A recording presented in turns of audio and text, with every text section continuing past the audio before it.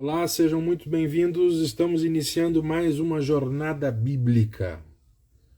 Ontem deu uma falha, cheguei muito cansado em casa e não deu pra gente seguir. Mas hoje a gente segue, né? De vez em quando vai dar essas falhas, né? Muito trabalho, muito estudo.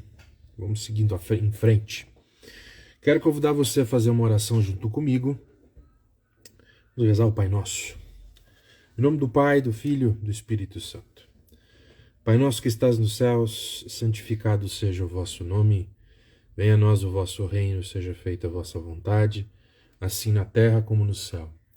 O pão nosso de cada dia nos dai hoje. Perdoai-nos as nossas ofensas, assim como nós perdoamos a quem nos tem ofendido. E não nos deixeis cair em tentação, mas livrai-nos do mal. Estamos transmitindo pelo Instagram e pelo YouTube, né? Pelo meu canal no YouTube.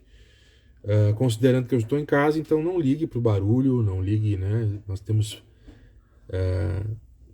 numa casa onde tem uma família grande, tem barulho. Então, né, não fique cestroso por causa disso, né? Vamos lá.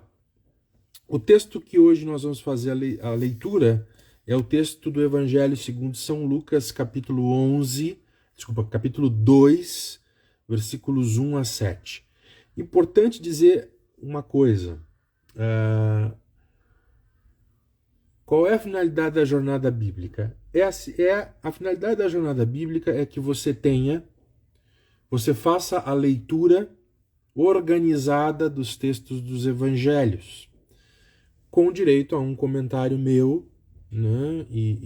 Enfim, para abençoar a sua vida, para a gente conhecer melhor a história de nosso Senhor Jesus Cristo, as suas obras, a sua proposta de discipulado para nós.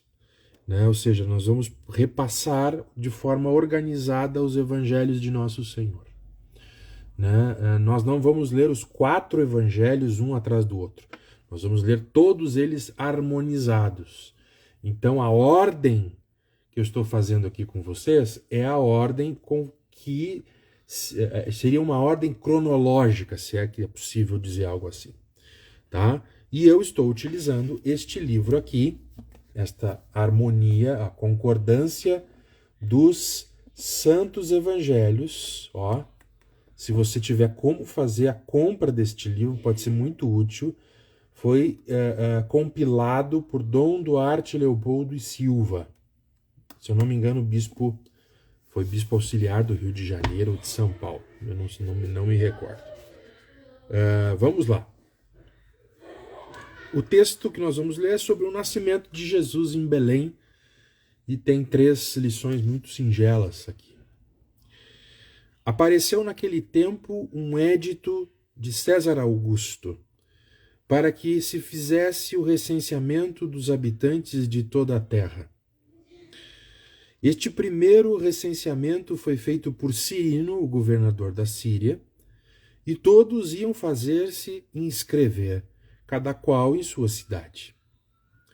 Subiu também José, da cidade de Nazaré, na Galiléia, a cidade de Davi, que se chamava Belém, na Judéia, porque era da casa e da família de Davi, a fim de se alistar com Maria, sua esposa, que ia ser mãe.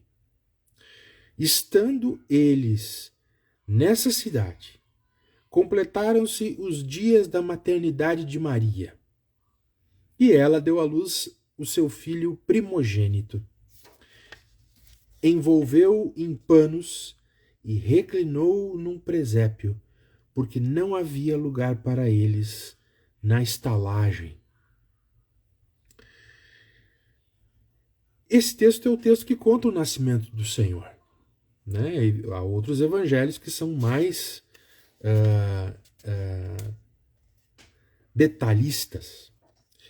Mas este evangelho ele é suficiente para nos dar aqui o essencial, pelo menos nos demonstrar 3 coisas muito importantes, 3 lições muito importantes a respeito do nascimento de Jesus. A primeira lição é a época em que Jesus nasceu. Diz o texto que ele nasce por causa, né, ele nasce em Belém em função de um recenseamento solicitado pelo imperador da época, que era César Augusto. Para que você entenda, os evangelhos dizem que era a plenitude dos tempos. Os tempos haviam chegado num momento em que o império estava centralizado. César Augusto era o imperador romano, ou seja, todo mundo estava debaixo do governo do imperador César Augusto. E havia também a possibilidade de que, se um homem quisesse pregar a sua fé, uma nova fé, ele teria facilidade de andar por este mundo, porque o Império Romano havia construído estradas e meios e havia assentado, inclusive, uma língua específica, que era o latim, para se falar no mundo inteiro, seria entendido, compreendido. Não, Lucas capítulo 2, versículos 1 a 7. Então Jesus nasce, a época em que Jesus nasce é importante. Ele nasce no Império Romano, sob o governo de César Augusto. E o texto também nos facilita algo interessante, que havia governos espalhados, subgovernos. Então você tem, por exemplo, ele fala que por uma questão administrativa, Cirino havia feito o primeiro recenseamento e César Augusto resolveu fazer um outro recenseamento, né? Mas desta vez para os habitantes de toda a terra, e eles tinham que, cada um, retornar para a sua cidade. Dona Maria, essa bem-aventurada Virgem Maria, e José retornam para a sua cidade, que não era Nazaré. E aqui é interessante falar do local. Jesus não nasce em uma cidade, em uma grande cidade. Ele não é fruto de uma metrópole, ele não é fruto de um ambiente rico de influências, muito pelo contrário. Ele nasce numa cidade, na cidade de Belém. O local que ele nasce é importante porque é a cidade onde nasceu o grande rei Davi, importante porque havia uma profecia que diria que Belém de Efrata, de lá sairia o Salvador.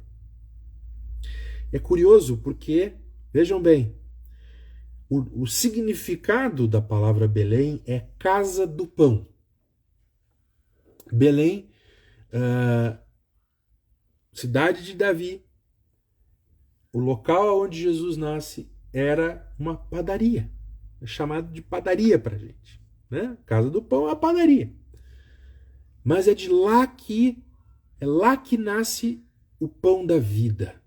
Olha que coisa engraçada. E nasce de uma maneira muito interessante, que é a circunstância em que Jesus nasceu. Jesus não nasce num palácio, Jesus não nasce numa hospedaria, Jesus não nasce na casa de uma família. Jesus, em virtude provavelmente da pobreza dos pais e da má recepção das pessoas em Belém, nasce numa cocheira. Às vezes a gente gosta as pessoas gostam de enfeitar a ideia do presépio, mas o presépio nada mais era do que uma cocheira, do local onde moram as vacas.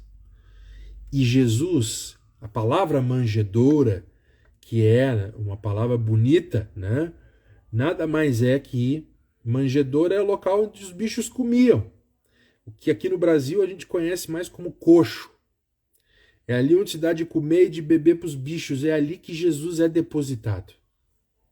Não havia lugar para ele nos palácios, não havia lugar para ele nas casas de família, não havia lugar para ele nos locais mais dignos e humanos que existem. E ele vai nascer no local mais simples, modesto, que é uma cocheira, numa manjedoura, num coxo, porque não havia lugar para ele. Isso é significativo, muito significativo. Então, a época, o local e as circunstâncias dos nascimentos de Jesus são muito significativos. São muito interessantes. E é da gente se perguntar, né, o porquê, né, desse nascimento. Né? E ali o Senhor nos convida a realmente pensar que o Evangelho não é para os sábios e entendidos. O Evangelho é para os pequeninos, aquela gente mais simples. Os fatos seguintes nos iluminam muito sobre a história de Jesus. Mas saber que nosso Senhor não encontrou lugar algum é muito triste. Mas por um outro lado, havia a esperança de que o Salvador, não mais só a esperança, mas que havia a concretização de que o Senhor está entre nós.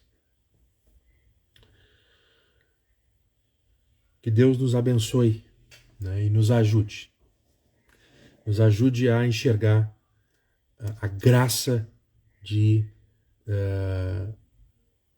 olhar esses momentos cândidos e iniciais do Evangelho. Seguimos pela infância de Jesus, pela sua vida oculta. Mais um pouquinho. Nós vamos ver a adoração dos anjos, dos pastores, e vamos caminhar, vamos ver a circuncisão, a adoração dos magos, etc, etc. Certo? Se você gostou disso, por favor, mande para outras pessoas. Tá? São pequenas reflexões, não é para ser nada teologicamente denso. Eu recebi o recado de que está sem áudio no YouTube. Eu vou trocar o vídeo, tá? E eu desejo que Deus te abençoe imensamente, tá? Amanhã, se Deus permitir, eu estarei aqui com vocês. E minha sugestão, meu incentivo é que você leia os evangelhos.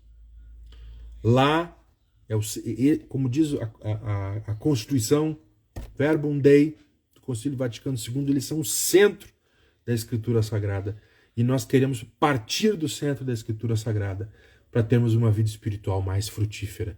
Porque se nós ignoramos a Escritura, ignoramos o próprio Jesus Cristo, como dizia São Jerônimo, e a palavra do Senhor é lâmpada para os nossos pés, luz para os nossos caminhos, como diz o salmista.